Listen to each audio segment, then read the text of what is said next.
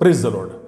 વધસ્તંભનો સંદેશ માત્ર ઈસુના મૃત્યુની ઘટના નથી, પણ તેમાં ઈશ્વરના ઉદ્ધારની યોજના પણ પ્રગટ થાય છે.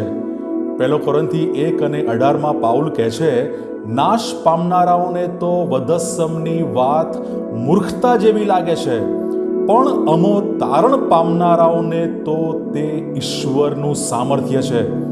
અહીં આપણે બે બાબત જોઈ શકીએ છીએ, નાશ પામનારા અને તારણ પામનારા.